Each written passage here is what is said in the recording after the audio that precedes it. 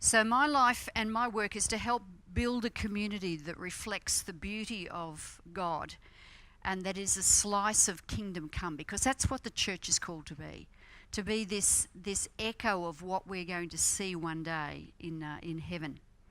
So I want to make a culture in this local church that is God-honouring, life-affirming, joy-giving and awe-inspiring. So it's just a very small job that we have to do as Christian leaders.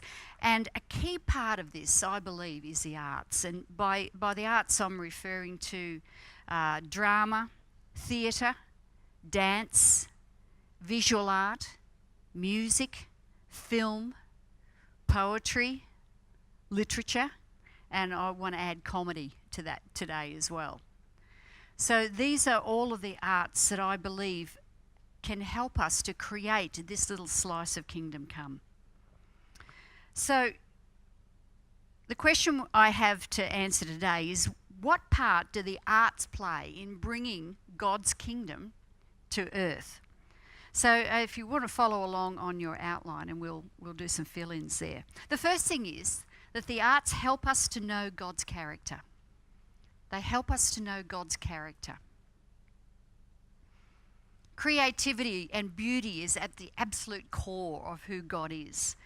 And I really feel that until our souls have been touched by beauty, we haven't ever really experienced God. I had the privilege a couple of years ago to be in Chicago, and they have an incredible gallery. And I stood there looking at the real paintings that I had been watching in Hopwood's Handbook of Art. If anyone's as old as me, you would have known that Handbook of Art was the text that we had in high school. And we saw, these hundreds of little paintings that I looked through in this book for years, and then to actually stand in front of the real paintings was an incredible spiritual experience for me.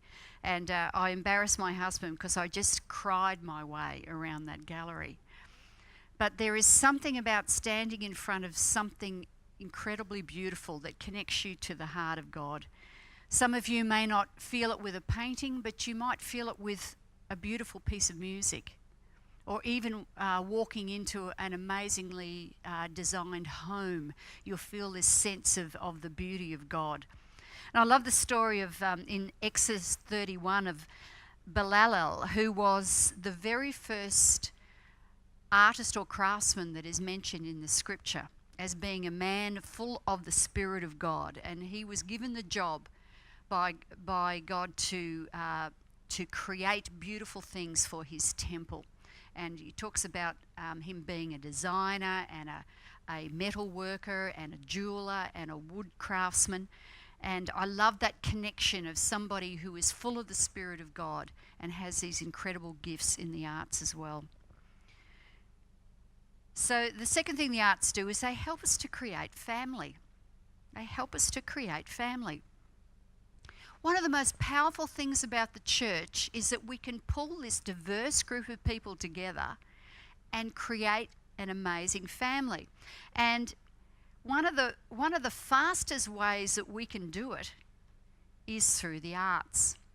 Now, I know some of the arts are quite solitary, like painting. You have that image of the starving artist up in his garret. But a lot of the arts that we're involved in here at Gateway are very collegial. And we love the musical art form for that reason.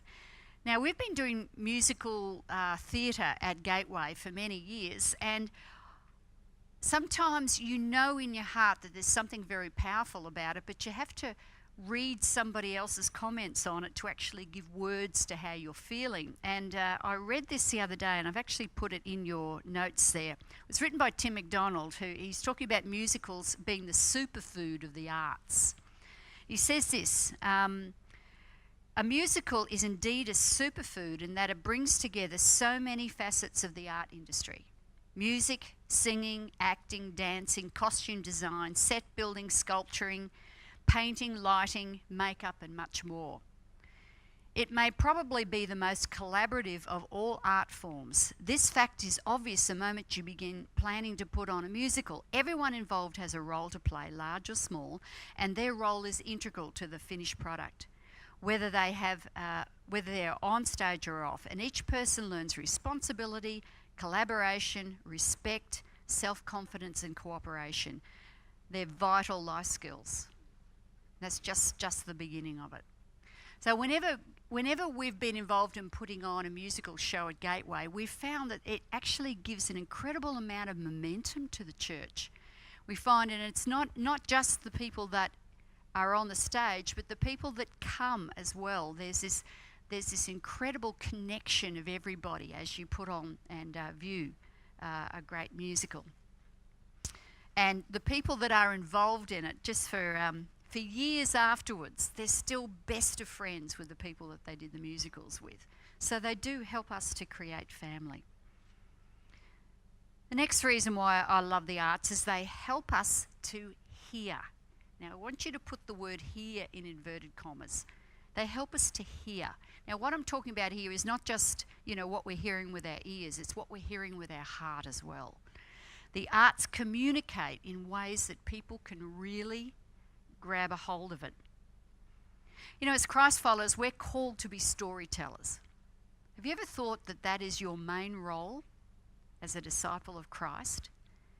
We are the keepers of the greatest story that has ever been told. And our role is to tell that story over and over again. It's an ancient story, but we have to find ways that we can tell it in new ways that people of our generation are going to be able to hear it. A couple of, would have been last year, we put on a play called The Great Divorce, which was based on C.S. Lewis's book. He wrote a book where he envisaged what heaven and hell was like. And it's a very difficult concept to get your mind around. But we were able to put on this play and just articulate C.S. Lewis's vision. And it's incredible the comments we had from people afterwards, especially people that were not church people, saying it gave them a whole new way of thinking about heaven and hell. And was a powerful communication. The other thing that the arts do, as well as helping us to hear, they help us to see. And once again, I want you to put inverted commas around the word see. What I mean by this is that they heighten our awareness of life. They distill our experiences into an essence. Now, I just thought we'd have a little bit of an experience of this. Just want you to close your eyes for a moment. I want to read you a very, very short poem by a famous Japanese poet. And I want you to let your mind go as I read it out. An old silent pond. Into the pond, a frog jumps. Splash. Okay, you can open your eyes. That's it. Really, the Japanese art of poetry, these really short little poems. Now, what the poet is doing there, he is putting a frame around that moment. Now, I've put a quote on your outline because I thought it was a ripper. It says there, the poet is putting a frame around the moment. And what the frame does is enable us to see not just something about the moment, but the moment itself in all its ordinariness. The chances are that if we'd been passing by when the frog jumped, we wouldn't have noticed a thing. But the frame sets it off from everything else that distracts us, changes our way of perceiving the moment, makes us notice it. Literature, painting, music. The most basic lesson that all art teaches us is to stop, look, and listen to life on this planet, including our own lives as a vastly richer, deeper, more mysterious business than it ever occurred to us as we bumble along on autopilot. In a world that for the most part steers clear of the whole idea of holiness, art is one of the few places left where we can speak to each other of holy things. One of the few places left where we can speak to each other of holy things. Love you just to have a look at this painting just for a couple of minutes and just contemplate it.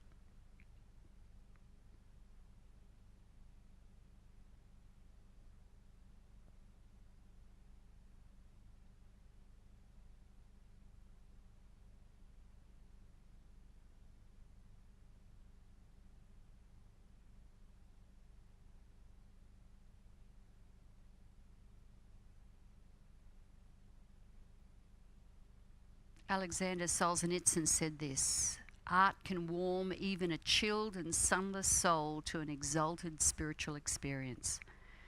Through art we occasionally receive, indistinctly, briefly, revelations the like of which cannot be achieved by rational thought. It's like the small mirror of legend. You look into it, but instead of yourself you glimpse for a moment the inaccessible, a realm forever beyond your reach, and your soul begins to ache. You look at a painting like that, can anybody hear a soundtrack in their head as they look at it?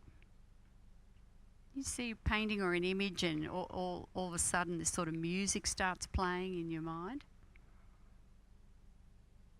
Betty, what sort of a soundtrack would you put behind that painting? What sort of music?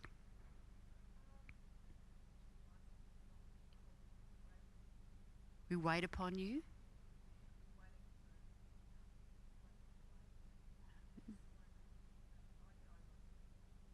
Awesome. Anybody else got a picture, or what else is going on in your mind as you look at that painting? Peer Gynt, yes. A morning.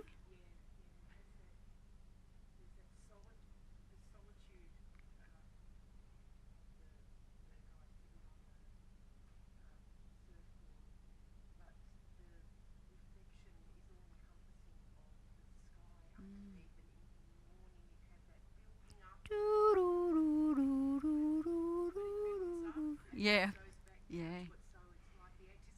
yeah. It is a little bit of art appreciation. Who would like to have a go at what that painting tells you about God's world?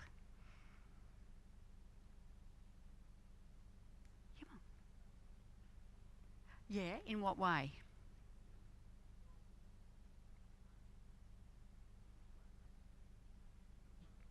Excellent, great.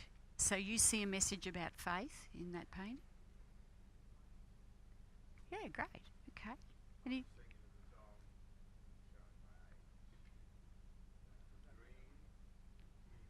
Fool's dream. Yeah. Yeah. Yeah. Yeah. You guys are very spiritual. I just saw it as this beautiful connection between earth and sky, and yeah, I'm not a very spiritual person. Anybody else had some other revelation?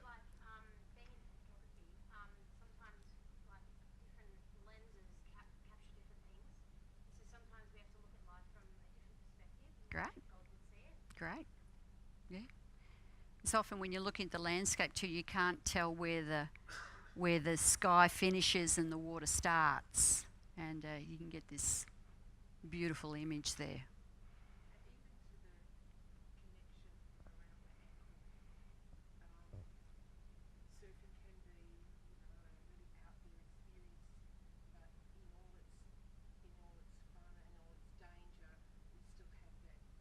Connection.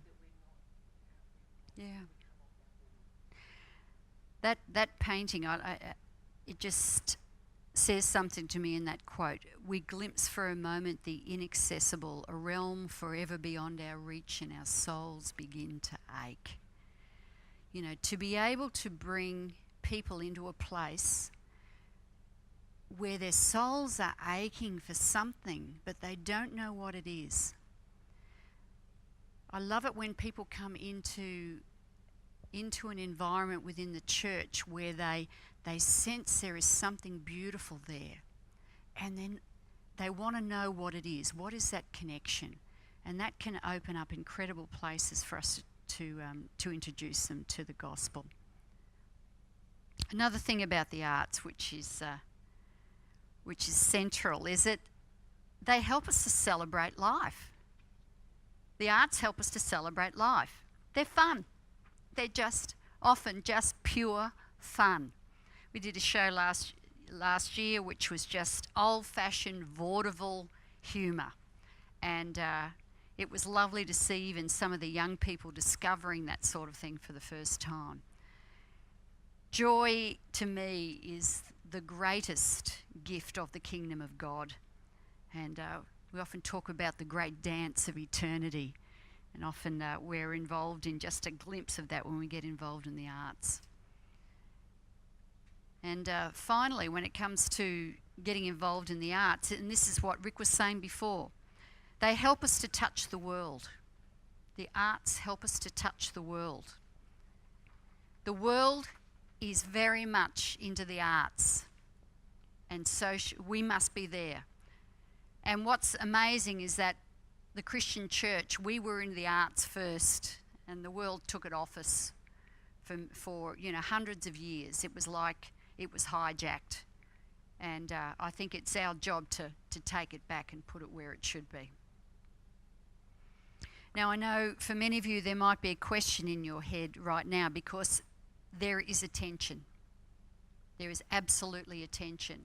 And the tension comes from the balance between the doctrine of creation, which says God created the world and everything in it is wonderful and good because he created it. And then you've got the doctrine of the fall, which means that there is sin and there is horror and terrible things and we are broken. So art can be powerful at reflecting the beauty of God, but can also be powerful at reflecting the depravity of the world. And here we have just a wonderful painting you'd love to put on your kids' wall of someone chopping up human bodies. So there is a tension. So the question for every Christian is, what do we do with that tension? And my answer to it is this: the best way to reveal a crooked stick is to lay a straight one next to it. So as a creator of culture in the arts, I think our job is to lay a straight stick next to the crooked one. When we're involved in the arts, we're involved in arts that are joyous and life-affirming, and people are drawn to that because very often they don't find it in the arts these days. So I suppose there's a question there of what is Christian art. So before we go into that, I just wonder, from your perspective, some of you might have some wisdom on this one. If I asked you, how would you define Christian art? Can I have a couple of people maybe give me an answer to that? Dylan. Great. So any art that is done by a Christian person, you call Christian art. Great. So that is one definition of it, right? Would somebody else like to? Yeah. Great. So here's my question to you. Could Christian art therefore be done by someone who's not a Christian? Yeah. Explain what's your theology behind that one.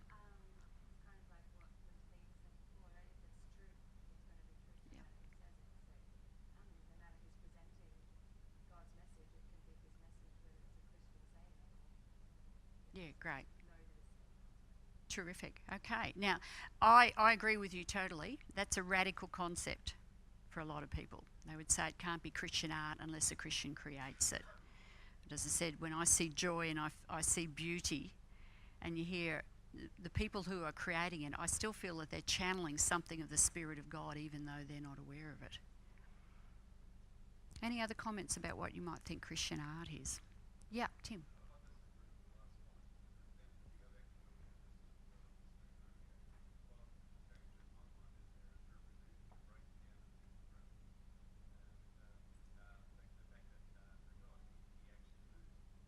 Yes, yeah.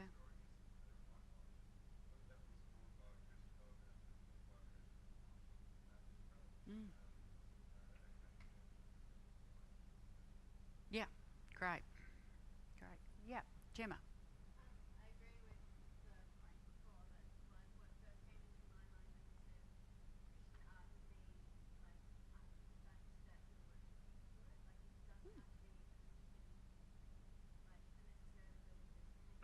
Yep. But if it's like done through worship, like Yep. that can be an art piece focusing on God, and it doesn't necessarily have to be anything visually assisted. Yep. Okay, well let's look at the painting on the wall over here, the red one. Now, created by a young Christian girl. Now, some people might say that's not Christian art because it's abstract. It actually has no narrative. It has no story in it. But what do you think might have been in her mind when she was creating that piece as a Christian? Colour? So in what way is that part of God's kingdom?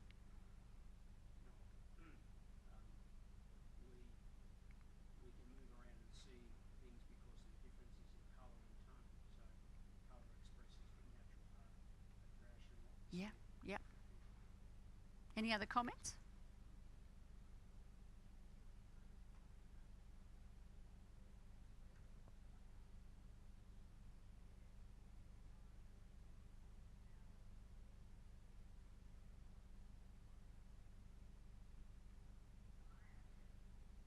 Yeah, that's great, Sal, because Christian art isn't always happy clappy.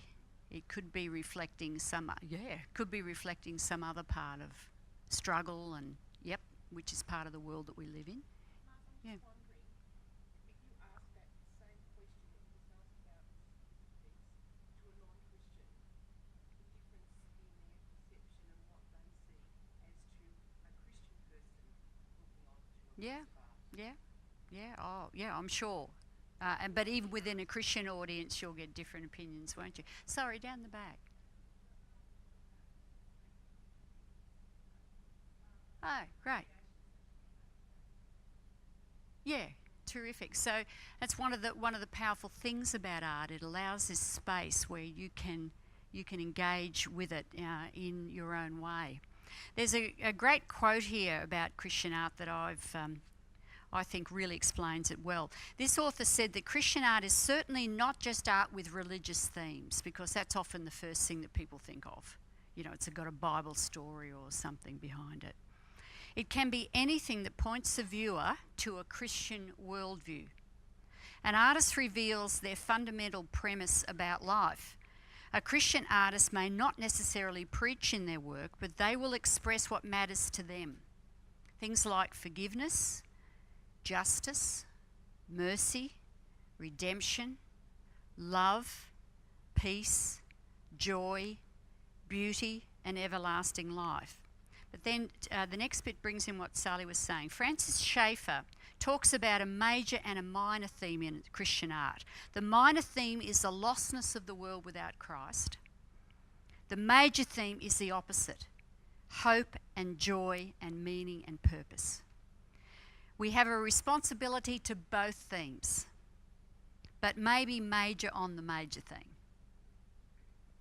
A Christian's purpose in this world is to be redemptive, which is very interesting. What it's saying is that, a Christian artist can still show some of the darkness of life, but we don't want to leave people there.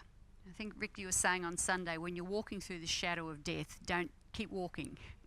Don't stay there. You need to move on to redemption and hope. That the world is giving us plenty of stuff about darkness and loss of hope. I think the Christian artist's main role is going to be redemptive. Now, just to show you a couple of different sorts of art, and these are pieces of art that have been created by a Christian. Can any of you who know your art history pick up the reference in this art piece? Yeah, if you may have known, there's a very famous painting called The Scream by Edvard Munch. And what do you think the artist is trying to do here? What's the message? Self-discovery. How is he feeling, do you think? Is he in a good place? Doesn't look as if he's in too good a place. It's like the person in the painting is screaming and reaching out his hand, and this guy sort of got his hand against his as if to say, yep, I know where you are, mate. I feel it too. So this would be the sort of Christian art I'll be talking about, the minor theme, which is the lostness of the world and how people are struggling with life. What about something like this? Where would that fit into Christian art theme?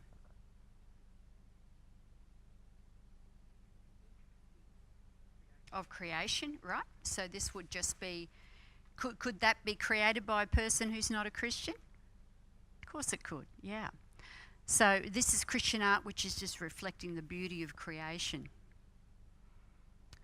Whereas this one is very much what I'd call Christian art with a religious theme. This is one of the pieces that was part of our arts festival last year, and it's interesting how this one was bought by a family who aren't just on the edge connecting with the church, and there was something about the religiosity of this piece that they absolutely loved.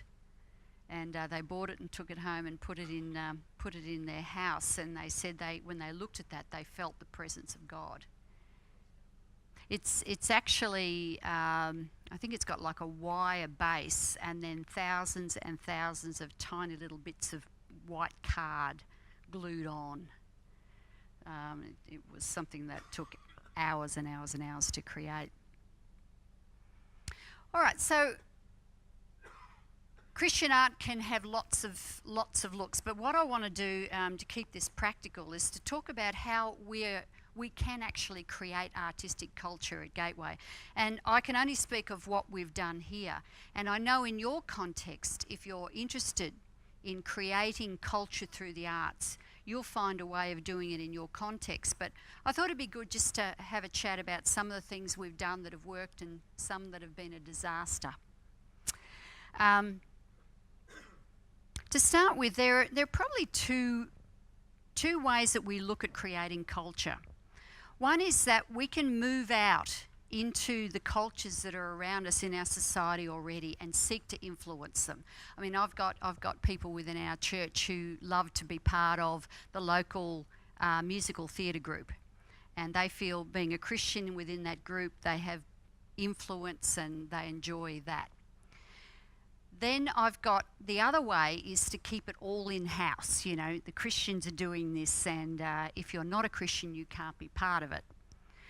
We were doing asking for auditions for a show, and somebody rang me up and said, "Oh, could I audition if I'm not a member of your church?" So there was this feeling that maybe it was a real in-house thing. Rick was talking about a third way, and perhaps that's where we've gone. I've had a couple of disasters. One of the disasters was when I was asked to be involved in a local high school in our area. They hadn't had any sort of musical theatre in their school for a long time, and they didn't have any teachers that had any giftings in that area.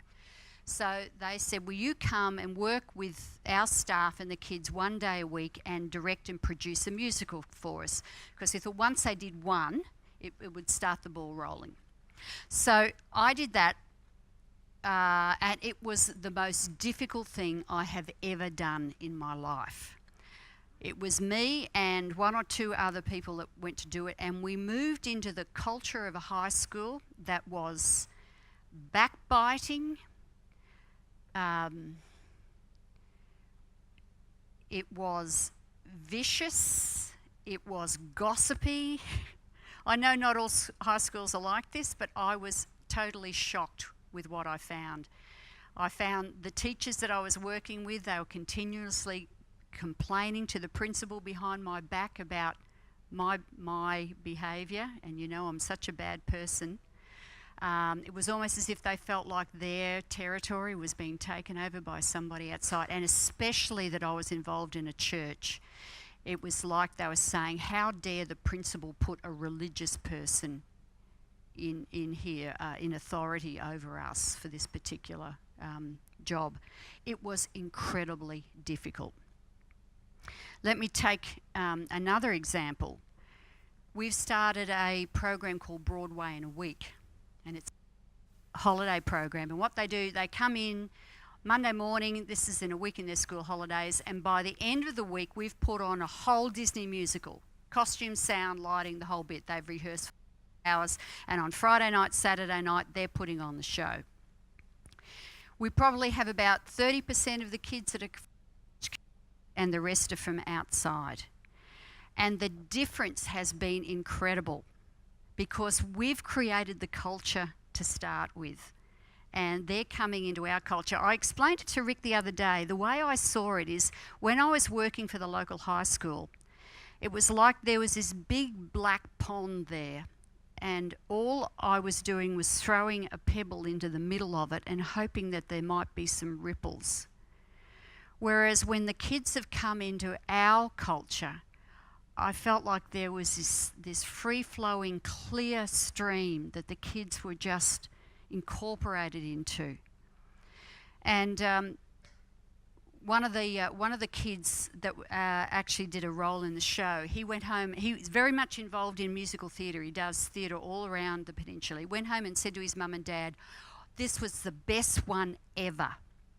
And Mum said to him, "Why was that?" And he said, "Because everybody was so kind." Just a simple thing like that.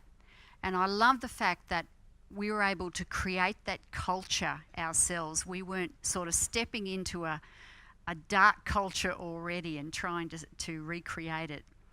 Now, having said that, I'm not saying don't get involved in the community, quite the opposite. One of the things that we did for many years is our Frankston Council puts on a thing called the Festival of Lights. It's at the end of November. Basically, it's a big advertising thing to tell everyone to start going out and spending money on Christmas presents. That's what its purpose is. But it's like they shut down the street and they have a carnival and they have a big stage set up. And for 10 years, they allowed our combined churches choir to do the last hour of music before all the fireworks were lit. So there were, I think they maxed out at about 10,000 people, and we were allowed to do gospel music. So we were able to sing across that crowd of Frankston people, gospel music for an hour. And the crowd loved it. And that has been a very positive experience of moving out, but it's not always an easy thing to do. And let me tell you about one thing that Gateway's done, is our Arts Festival. Now, the DL that you have in your hand is the advertising DL that we used last year when we did our Arts Festival. What this involves is gathering together the artistic people in your church community and finding out where the talents are, where the abilities are. And we set a theme. The theme was the art of heaven. And over 3 weeks, we put on lots of different artistic experiences. And on a Sunday, we had heaps of art experiences involved in the Sunday service with drama, special music, dance. But within that, we also started to talk about the reality of heaven. This space that you're sitting in now. We set this up as a gallery, and it's interesting. We did it for the first time last year, and I've already had quite a few people from outside of our church contacting us and saying, "Are you doing it again? I'd love to exhibit." So we've got people who aren't Christians who are excited about exhibiting. We always set the theme. This year will be the art of joy. We can talk about joy. So. And I found, all sorts of art was involved there. There was sculpture, there was painting, there was beautiful woodwork as well. And it is a great way to bring your community into your church. We had special music. This was the Kingdom Band that you're going to hear tomorrow night. We're involved on Sunday morning. And this was this production of C.S. Lewis's Great Divorce. that we did, which was a whole day of drama. Very powerful. We always try and do things that involve the kids, so this was a stupid idea, but I do a lot of those. But we had a whole lot of canvas sheets out there over our lovely new courtyard, and the kids were having fun painting and doing all sorts of things. It was so funny, you know, watching. We're trying to clean the kids' feet, but every now and then you'd get all these little footprints of wet paint all over the place, so someone had to run after them and clean them all up. But it was wonderful, and it became something that our Gateway people could invite their friends to.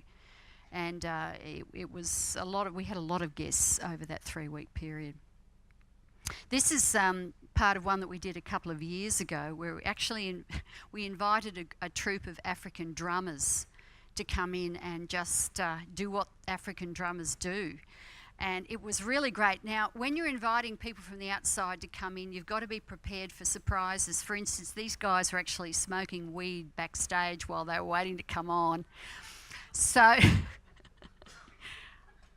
made them play really well. But you've sort of got to allow people to do what people do, artistic people. But they had a wonderful time. But we did things like engage a pavement chalk artist, and over the 3 weeks of the arts festival, she worked on these fabulous pavement drawings. And we 1 week we had a gentleman who is Indigenous guy who specialises in didgeridoos. He came along and actually performed in our service, and then he brought all these. They're just pipes, but he was doing a bit of a workshop for the kids afterwards on how to play the didge. So you might think, oh, what's that got to do with Christianity? Oh, it was just joy and energy and fun, and it created this beautiful environment for people to come into. We also, this is our theatre company. I thought I'd show you a few clips of what we've done in the past. We've found these experiences have been incredible at bringing people into the church and including them. A show is a whole culture in itself, as I said before, and it's been very powerful. I've written down the bottom of your page what our theatre company mission statement is, because it is pretty difficult to keep it on track. There's a lot of stuff that we could do that doesn't fit with our mission statement. So we had to put this down to start with. And our mission statement is to tell stories of redemption, grace, hope and celebration through music and theatre. Now that's pretty wide, but there are shows that we would not do because they don't fit in with that theme. And our purposes are to probe and question the values of contemporary culture, to explore the spiritual dimensions of life and point towards the truth of the Christian gospel, and to celebrate God's gift of the creative imagination to tell stories that explore redemption, hope, love and beauty. So we've had a lot of fun with the theatre company, and I feel like that's only just starting to expand. The Frankston Council have started a new sort of cultural experience called Anywhere Theatre, and they're going to be doing it at the end of August, and basically it's open to any community group that wants to do theatre, and they can do it anywhere but except in a theatre. So they're looking for groups that will do in a cafe, do something in a cafe, or do it in a workplace, or do street theatre. It can be anything as long as it's not in a theatre. So the guy that's running it came and had a look at this place and said, well, we couldn't use the theatre, but we could certainly use this foyer. So next year, we're going to offer The Great Divorce as one of the theatre experiences that anyone from the community can come along to, and we'll do it in this foyer. So it's offering opportunities for us to get involved in community arts as well, which is really cool. The last one I want to show you is just something we've been doing for quite a few years, and it's based around Good Friday. The churches of Frankston get together on Good Friday, except for this year, I guess, which was rained out. First time in 30 years the whole thing was rained out. But we meet down on the foreshore in Frankston, and we have a big truck stage set up, and people from all over the churches in the Frankston area come together. We usually have about 2,000 or 3,000 people there. And then what we've designed over the last couple of years is like this interactive experience where people will walk around the foreshore of Frankston, and we will reenact scenes from the life of Christ in amongst the tea tree. So you'd have about 200 people in each group, and they'd walk along and they'd see one scene, and then it'd go for about 3 or 4 minutes, and then they walk around and see the next scene. So it's quite bizarre. They're walking along Frankston, and you've got the story of the woman caught in adultery just acted out in front of them. And it's been a very powerful connection with the community again, because there's a lot of people just hanging around the foreshore on Good Friday. And people have come along, and watched and been a part of it. And from all, here we have one of our main office blocks in Frankston, and you've got, the crucified Christ up there, which was a bizarre place. And here, right at the end of the experience, you had Jesus calling all the disciples together and saying, go and make disciples. And they all took off their biblical stuff, and they had their normal clothes underneath, and they just walked out into the crowd and said, he is risen, he is risen. It was a really powerful thing. So that's just some of the ways that Gateway have connected with the arts. And we've been doing this for 25 years, and I still feel like we're just at the beginning of it. It takes a lot of time in a community to earn your stripes. The arts community are watching you. And we're now one of the longest running theatre companies in the area, and we've earned a reputation as a quality theatre company. And it takes a while. And so now we've got people coming to us and saying, can we be part of what you're doing, which is very exciting. So I just want to finish by saying that if you want to connect with culture, if you want to create culture, I believe we cannot ignore the power of the arts. It's one of the most powerful weapons that we have in our armoury to reach people for Christ. And I will spend whatever time I have left on this planet to encourage, help, mentor, learn. I'm especially interested in young people that are interested in their churches to get this sort of thing going, and I would just love to be part of helping this to explode around Australian churches.